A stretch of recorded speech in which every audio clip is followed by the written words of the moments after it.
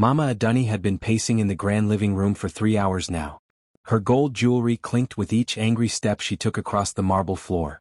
The massive chandelier above cast dancing shadows on the walls as she moved back and forth like a caged lion. "Adewale," she shouted at the top of her voice. "Come down here this minute." Adewale Cole sat in his study on the second floor of his Lagos mansion, staring at the city lights through his floor-to-ceiling windows. At 32, he owned half of the oil companies in Nigeria, had hotels in Ghana and Kenya, and could buy anything his heart wanted. But his heart wanted something money could not buy. His mother's voice echoed through the house again. "Adewale Cole, do not make me climb these stairs." He sighed and walked downstairs. Mama Adunni stood in the center of the room, her hands on her wide hips. She wore her best Ankara wrapper and a gold gelly that made her look like a queen ready for war. "Mama, what is it this time?" Adewale asked, though he already knew the answer. "What is it?" she repeated, her voice getting higher. "Your cousin Emeka just got married last month. Your friend Shaik is getting married next week. Even your driver's son has a wife. But you, my only son, the richest man in Lagos, you are still walking around like a bachelor." Adewale rubbed his temples. "This same conversation happened every week. Mama, I told you before. I am looking for the right woman." "Looking?" Mama Adunni laughed, but it was not a happy laugh. "Son, you are not looking. You are running away. Every girl I bring to you, you find something wrong with her. Kemi was too short. Folake talked too much. Chioma was not educated enough. What exactly are you looking for? A woman from heaven?" "I want someone who loves me for me, not for my money," Adewale said quietly. His mother's face softened for a moment. Then she became serious again. "My son, love grows.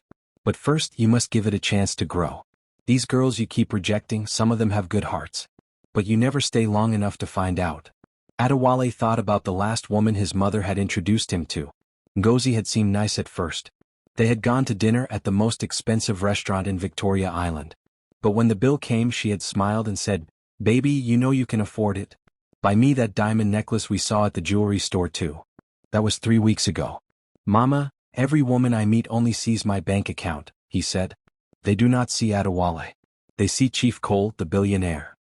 "Then stop telling them you are rich," his mother snapped. "Meet them somewhere else. Be a normal man for once in your life." Her words hit him like lightning. Adewale stared at his mother as an idea began to form in his mind. A crazy, dangerous idea. "What did you just say?" he asked. "I said stop telling them you are rich. Are you not listening to me?" Adewale's mind was racing now. What if he really did become a normal man? What if no one knew who he was? What if he could meet a woman who would love him without knowing about his wealth? "Mama, I need to think about something," he said, heading back toward the stairs. "Think about what?" "Come back here. We are not finished talking." But Adewale was already climbing the stairs 2 at a time. In his study, he pulled out his phone and called his assistant. "Joseph, I need you to do something for me," he said when Joseph answered. "Yes, sir." "What can I do for you?" "I need you to find out about any big parties or events happening this weekend. Rich people's parties. The kind where they hire many servers and waiters." Joseph was quiet for a moment. "Sir, are you planning to cater an event?" "Something like that," Adewale said. "Just find me a party where they need extra help serving food and drinks." "Sir, I am confused. Why would you want to work as a waiter?" "Just do it, Joseph. And do not ask questions." Adewale hung up the phone and walked to his closet. Past the row of expensive suits, past the silk shirts and Italian shoes, he found what he was looking for. Old clothes from his university days. A simple white shirt, black trousers, and black shoes that had seen better days. He held the clothes up to the mirror. Could he really do this? Could he become invisible in plain sight? His phone rang. It was Joseph calling back. "Sir, I found something. Chief Babatunde is throwing a big party this Saturday for his daughter's engagement. They need 10 extra waiters for the event. The party planner is my cousin's friend. She can get you in." "Perfect," Adewale said. "Set it up." "Sir, are you sure about this? Chief Babatunde knows you very well. What if he recognizes you?" Adewale looked at himself in the mirror again. With the old clothes and without his usual confident posture, he looked like a completely different person. "He will not recognize me," Adewale said.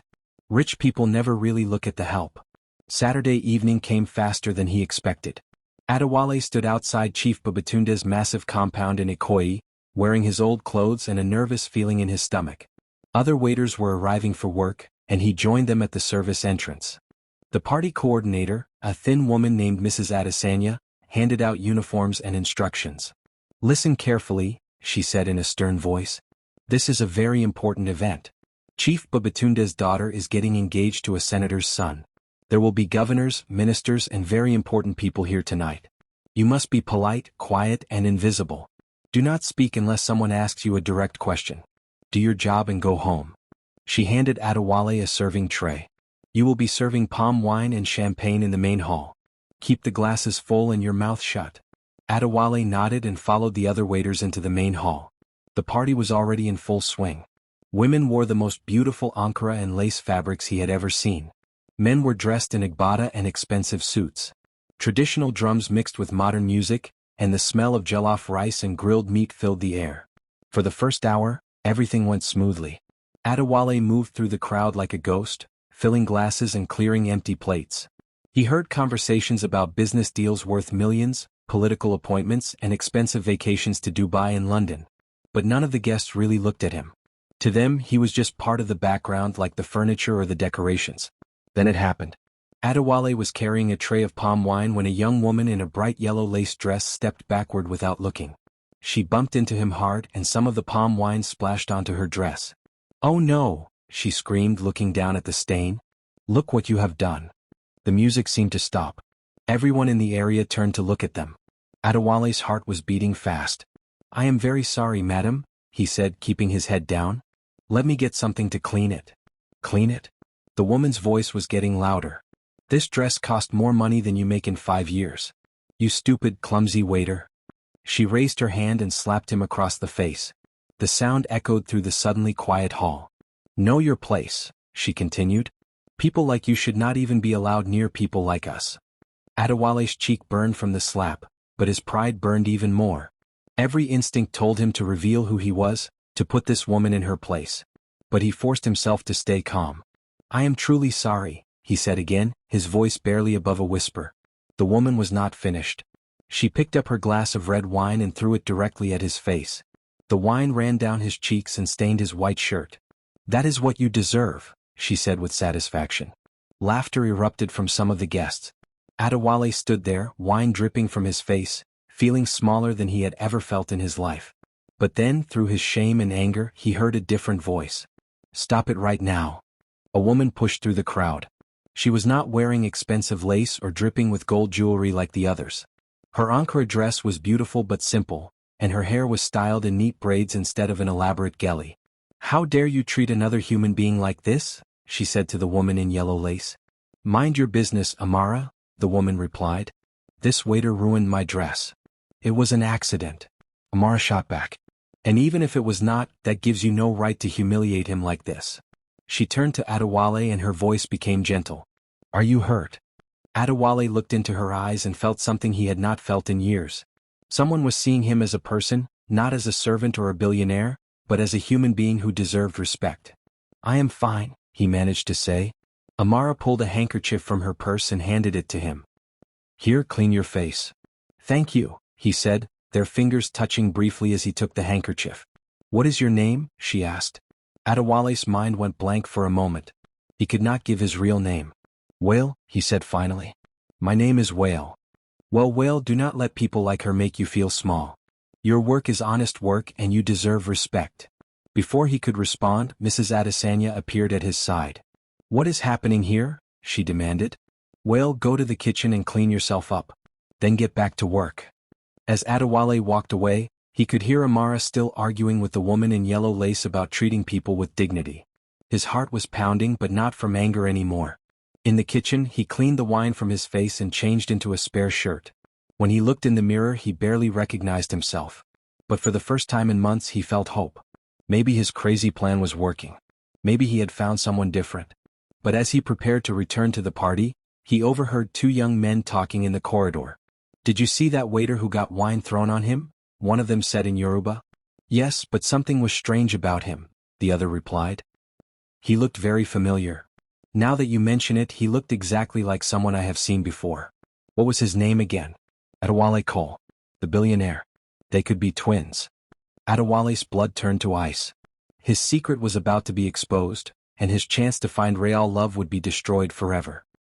Adewale's hands started shaking as he listened to the two young men in the corridor. His whole plan was falling apart. One wrong word from them and everyone would know who he really was. "I am telling you that waiter looks exactly like Adewale Cole," the first man said again. "Same height, same face structure, everything." "But that is impossible," his friend replied. "Why would the richest man in Nigeria be working as a waiter?" "You are seeing things." Adewale pressed his back against the kitchen wall, trying to stay hidden. His shirt was still damp from the wine, and his heart was beating so loud he was sure everyone could hear it. "Maybe you are right," the first man said after a moment. "Rich people and poor people can look alike sometimes. My housemaid looks exactly like that actress from Nollywood movies."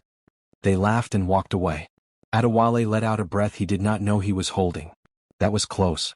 Too close. He straightened his shirt and picked up his serving tray. He had to be more careful now. But as he walked back into the main hall, all he could think about was Amara and the way she had defended him. The party was still going strong. People were dancing to high-life music, and the smell of pepper soup filled the air.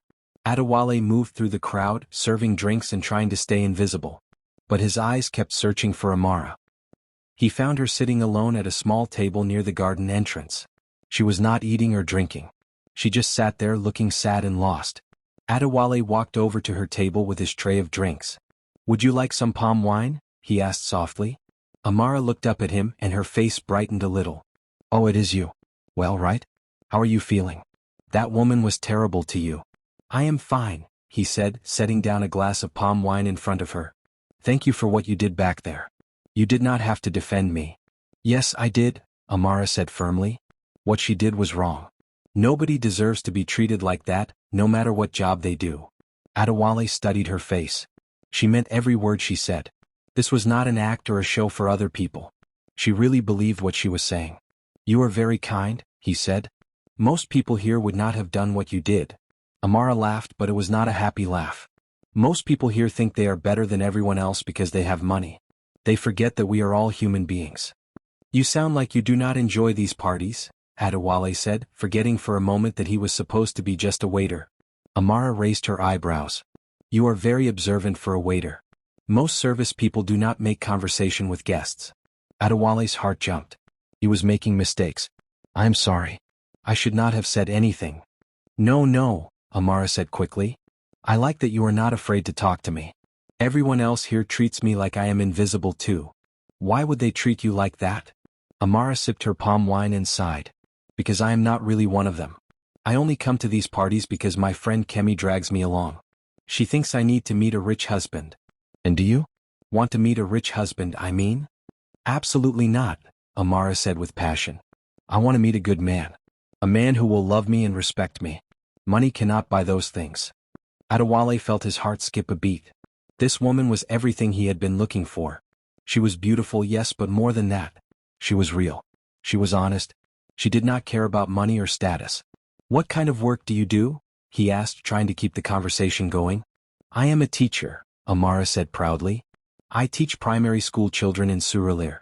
It does not pay much money, but I love it. Children are honest.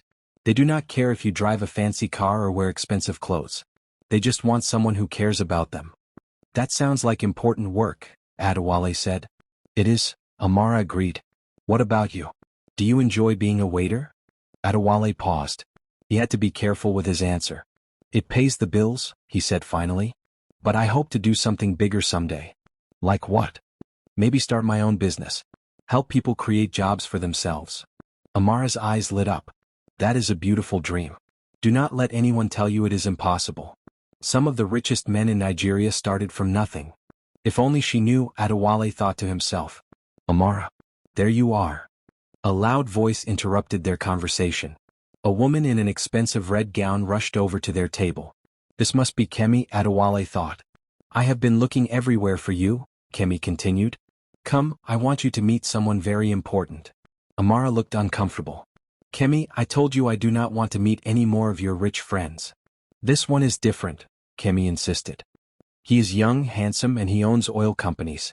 His name is Adewale Cole. His mother and my mother went to university together." Adewale almost dropped his tray. They were talking about him. "I am not interested," Amara said firmly. You have not even met him yet, Kemi argued. How can you say no? Because men like that only want one thing. A beautiful wife to show off at parties. They do not want a real partner. You are being ridiculous, Kemi said. This man could give you everything. A big house, expensive cars, trips to London and Dubai. I do not want those things, Amara replied. I want a man who will sit with me in the evening and ask about my day. A man who will help me grade papers and laugh at my jokes. A man who will love me when I am sick and old and not so pretty anymore. Adewale felt like someone had punched him in the chest. This woman was describing exactly the kind of relationship he wanted. She wanted the same things he wanted. You are hopeless, Kemi said with frustration. You will end up alone with your books and your students. Better alone than with the wrong person, Amara said quietly. Kemi stormed off, leaving Amara alone at the table again. She looked sadder than before. I am sorry, Adewale said softly. Your friend seems to mean well. She does, Amara agreed. But she does not understand. I have seen what happens when women marry for money instead of love. My own sister did that. She married a rich man who treats her like a decoration. She has everything money can buy, but she cries herself to sleep every night. What would make you happy? Adewale asked, genuinely curious. Amara thought for a moment. Someone who sees me. Really sees me. Not just my face or my body but my heart and my mind. Someone who wants to build a life together, not just live side by side. That does not sound like too much to ask for, Adewale said. You would be surprised, Amara replied. Most men either want a trophy wife or a servant. Very few want an equal partner.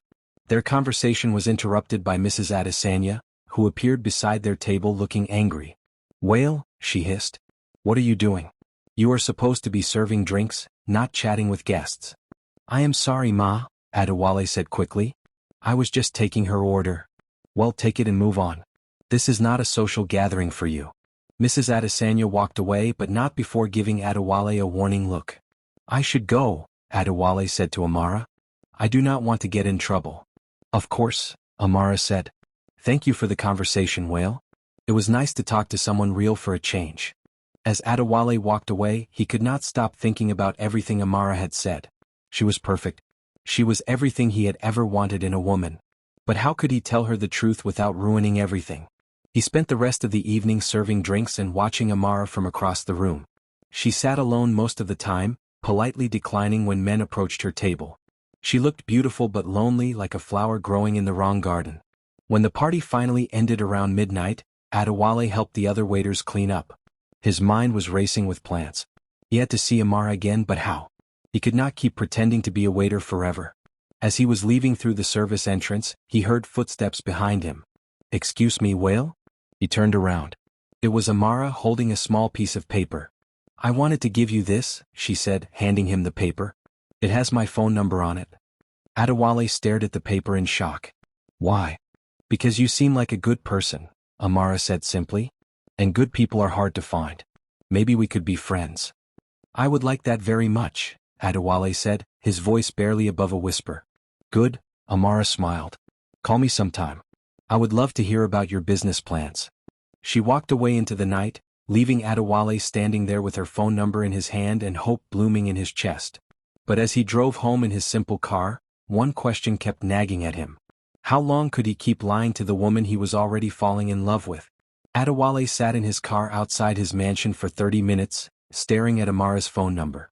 The paper was crumpled from his sweaty hands, but he could still read her neat handwriting clearly. His heart was beating fast like he was about to jump off a tall building.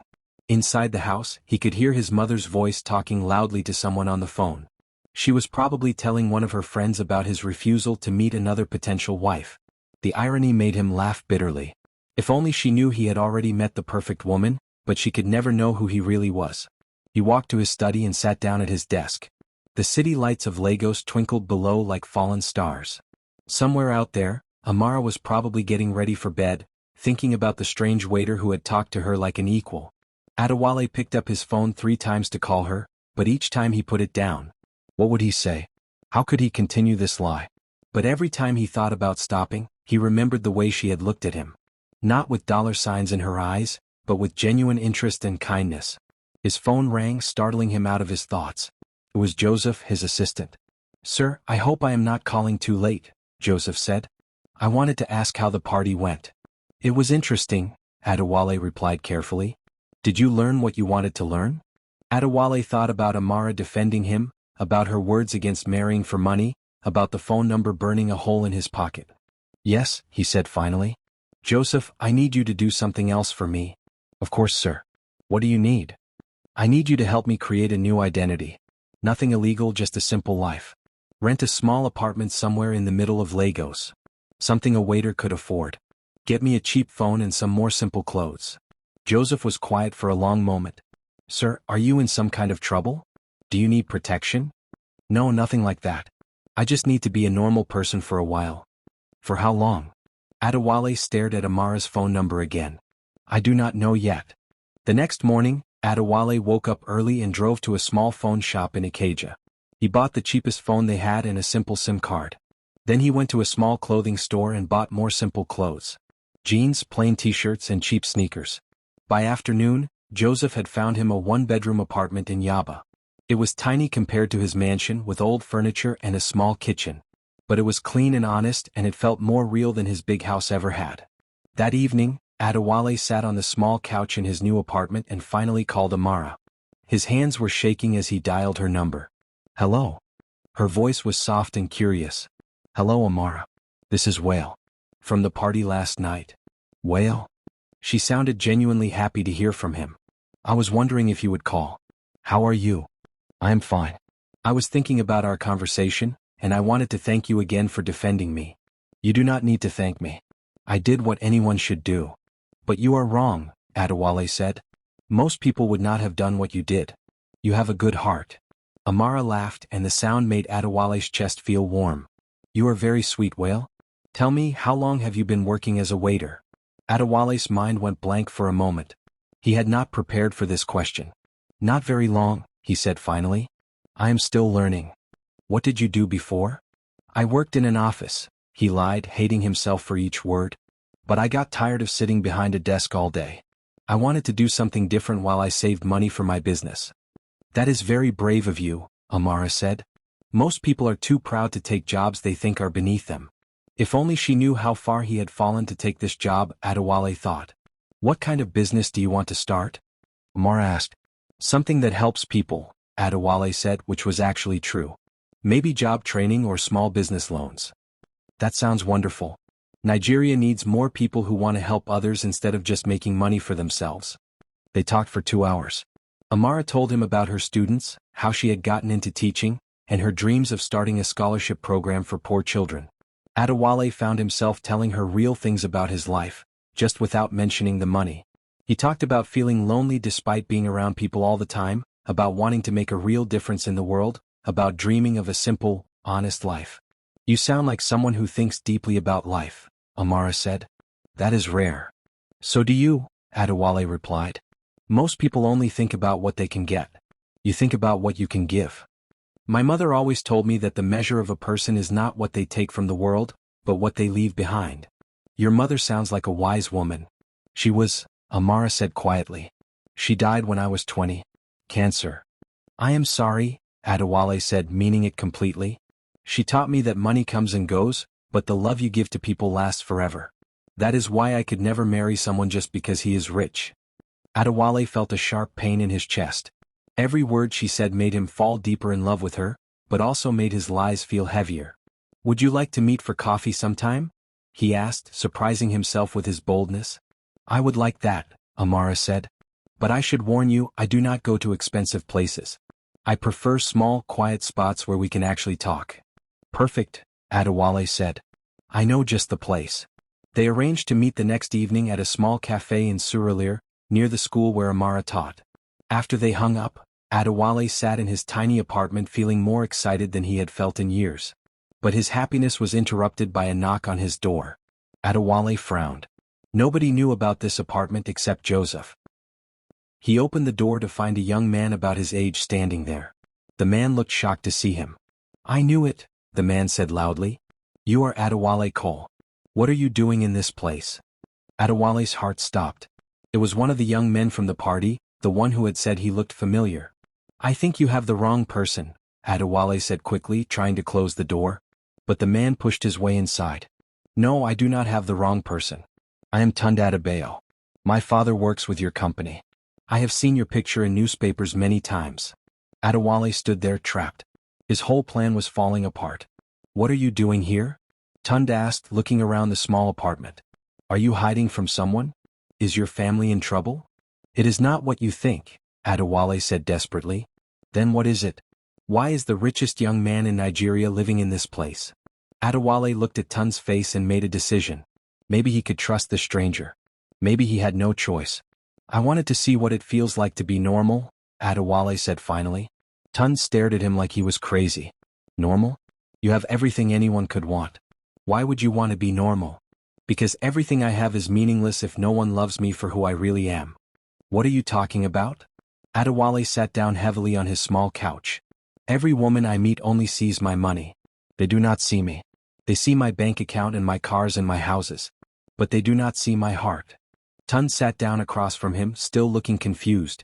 So you decided to become poor? I decided to become invisible. To see if I could find someone who would love me without knowing about the money. And did you? Find someone, I mean. Adewale thought about Amara and the way she had looked at him with respect and kindness. Maybe. But if she finds out who I really am, she will never forgive me for lying to her. So what are you going to do? I do not know, Adewale said honestly. I am supposed to meet her tomorrow, and I have no idea how to keep this going without destroying everything. Tunde was quiet for a long moment. Then he said something that surprised Adewale completely. I will help you. What? I will help you keep your secret. But only if you promise me something. What do you want? When this is over, whether it works out or not, you use some of your money to help young people like us. Real help, not just charity that makes you feel good. Adewale looked at this young man who barely knew him but was willing to help him chase love. Why would you do this for me? Because I understand what it feels like to be lonely, Tunde said simply. Money cannot buy everything. And if you really found someone special, you deserve a chance to see if it is real. As they shook hands, Adewale felt hope rising in his chest again. Maybe his plan could work after all. Maybe he could have both love and honesty. But deep down he knew that every day he spent with Amara without telling her the truth, he was digging himself deeper into a hole that might become impossible to climb out of. The next evening, Adewale stood outside Mama Tolu's cafe in Surulere, checking his reflection in the window. He wore simple jeans and a plain blue shirt that Tunde had helped him pick out. His hands were sweating and he kept wiping them on his pants. You look fine, Tunde said, standing beside him. Stop acting like you are going to meet the president. This is harder than meeting the president, Adewale replied. At least when I meet important people, I know who I am supposed to be. Just be yourself. The real yourself without the money part. Adewale took a deep breath and walked into the small cafe. The place smelled like fresh bread and roasted plantains. Old Nollywood music played softly from a radio behind the counter. Wooden tables and chairs filled the space and local artwork hung on the walls. He spotted Amara immediately. She sat at a corner table wearing a simple green dress and reading a book. When she looked up and saw him, her face lit up with a smile that made his heart skip.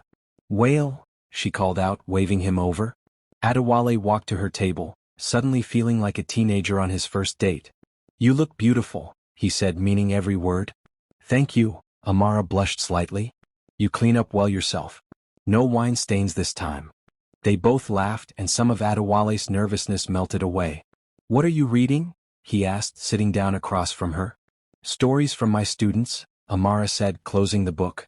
They wrote about their dreams for the future.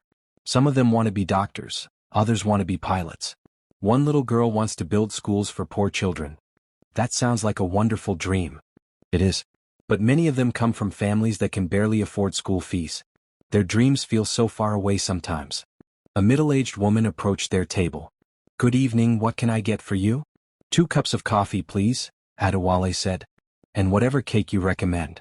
The coconut cake is very good today, the woman said with a smile. Perfect. 2 slices, please. After the woman left, Amara looked at Adewale curiously. You seem different from other waiters I have met. Adewale's heart jumped. What do you mean? You speak well. You have good manners. You seem educated. I went to university, Adewale said carefully. Business administration. Where did you study? Adewale's mind raced. He had studied at Harvard, but he could not say that. University of Lagos. He lied. That is a good school. What year did you graduate? 2015, he said, picking a year that seemed safe. Really? I graduated from there in 2014. Education department. We might have been there at the same time. Adewale felt cold sweat forming on his forehead. This was getting dangerous. It is a big school. Many students. True, Amara agreed. But I remember most of the business students. We sometimes had joint classes. What was your favorite subject? Before Adewale could answer, the woman returned with their coffee and cake. He had never been so grateful for an interruption in his life. This looks delicious, he said quickly, changing the subject. Amara took a sip of her coffee and studied his face. You seem nervous. Well, are you okay? I am fine. I just do not go on many dates. Is this a date? Amara asked with a playful smile. Adewale felt his cheeks get hot. I mean, if you want it to be. I would like that, she said softly. They ate their cake in comfortable silence for a few minutes. The coffee was strong and sweet and the cake melted in their mouths. Tell me about your family, Amara said. No siblings. Just my mum since my dad passed, Adewale said honestly. I'm sorry. She must be strong. Too strong sometimes, he chuckled. Amara nodded. My mum was like that too before she died. She wanted me married off young, but I wanted love. And now? Adewale leaned forward. Her eyes lingered on him. Maybe. The air between them grew tense until she asked softly, Why did you really leave your job? Adewale hesitated, then sighed. I wasn't happy. I wanted to do something that mattered. She touched his hand. That's brave. Smiling, she shared her dream of starting a tutoring center for poor children. Adewale's heart ached knowing he could fund it easily but couldn't tell her. Maybe investors, he suggested. Rich people don't care, she said bitterly. They live in a different world. Her words cut deep. What if some were different? Maybe, she replied, unconvinced. They moved on to lighter talk until it was time to leave. At the bus stop, Amara smiled. I had a wonderful time. So did I. Can I see you again? I'd like that. She kissed his cheek before boarding. Adewale stood frozen, his heart soaring and sinking all at once. His hand touching the spot where she had kissed him. He had never felt this happy and this miserable at the same time. Tund appeared beside him, having been watching from across the street. How did it go? Tund asked. She hates rich people, Adewale said miserably. What do you mean? She thinks all wealthy people are selfish and out of touch. She could never love someone like me. Someone like the real you mean? Yes. They walked back to Adewale's small apartment in silence. Inside, Adewale sat on his couch and put his head in his hands. I have to tell her the truth, he said. Not yet, Tund advised. Give her time to fall in love with who you really are inside. Then when you tell her about the money, she will already know your heart. But what if she never forgives me for lying? Then at least you will know you tried. Adewale looked at his friend and realized that Tund was right. He had come too far to give up now. He would continue being Whale the waiter for a little while longer. But deep down, he knew that every moment he spent with Amara was making the eventual truth harder to tell. He was falling in love with a woman who could never love him back if she knew who he really was. The next morning his real phone rang. It was his mother. Mama, there is no girl, he insisted. Do not lie to me, Adewale Cole, his mother's sharp voice cut through. I gave birth to you. Your voice is different, lighter, happier. Only a woman can make a man sound like that. The irony was killing him. Years of his mother pushing him to find a wife, and now that he had found someone special, he couldn't tell her. Even if there was someone you would not approve. What do you mean? Is she not Yoruba? Not educated? She is both. But she's not interested in money or status. She would never marry a rich man just because he's rich. His mother paused. That sounds exactly like the woman I want you to marry. Bring her home. I cannot do that, Mama. Why not? Before he could answer, his cheap phone rang. Amara's call. Mama, I have to go. He switched lines. Hello, beautiful. Hello, Whale. My school is having a fundraising event this Saturday. Would you like to come? His heart jumped. I would love to. It won't be fancy, just simple food and local music. That sounds perfect. Saturday afternoon, Adewale stood outside the small school, watching colorful balloons dance in the breeze. Amara appeared in a bright yellow dress, her smile lighting up the yard. Well, you came. She hugged him, making his heart race. She introduced him to her colleagues as a friend who worked in the service industry. When they pressed for details, he stuck to his story about working events and parties. "This is my classroom," Amara said, showing him a small room with worn desks. 42 students share this space. Some walk 2 hours to get here every day. Adewale's heart broke seeing the conditions. He could easily fix everything: new desks, more teachers, renovations. But not without revealing who he was. Outside, a little girl tugged Amara's dress. "Miss Amara? Is he your boyfriend?" "He's my friend," Amara laughed. "But do you like her? She's the best teacher in the whole world." "Yes, I like her very much," Adewale said, his face warming. Then Chief Ogundamu approached, one of Adewale's business associates. His heart stopped. "Are you the teacher who organized this?" the chief asked Amara, pulling out a thick envelope. 100,000 naira for your school." As he handed over the money, his eyes fell on Adewale. "You look very familiar. Have we met?" "I don't think so, sir. You look exactly like someone important in Lagos business circles. What's your name?" "Whale." Adewale's mind went blank. Whale Adeyemi. Tund appeared with a plate of food. "My cousin. We work catering together." Chief Ogundamu studied them suspiciously before walking away. "That was close," Tund whispered. Amara looked between them, confused. "What are you talking about?" "Nothing. Just work stuff." But her expression said she knew he wasn't telling the truth. Then a voice boomed across the yard. "Adewale. Adewale Cole. Is that really you?" Mrs. Fashola, his mother's best friend, marched toward them with a huge smile. "Oh my God, it is you. What are you doing here dressed like that?" Every conversation stopped. People stared. Amara's face shifted from confusion to realization. "Adewale Cole," she said slowly. "The billionaire?" Adewale stood frozen as his world crumbled. "Explain what?" Mrs. Fashola continued loudly. "Your mother called this morning, worried sick. She said you've been talking about some girl. Is this her?" Amara stepped back, tears forming. "You lied to me. All this time, pretending to be a waiter?" "I didn't want to lie," Adewale reached for her. "I wanted you to like me for me, not my money. So you tested me? Like some experiment?" "No. You're different. I fell in love with you because you're real." Chief Ogundamu spoke up. "Young lady, you should be happy. He's one of the richest men in Nigeria. That's the problem." Amara shot back. "I don't want his money. I wanted honesty." Mrs. Fashola pulled out her phone. "I'm calling your mother right now." "You what?" Adewale's stomach dropped. Minutes later, a black SUV pulled up. Mama Adani stepped out, gold jewelry gleaming. She pushed through the crowd.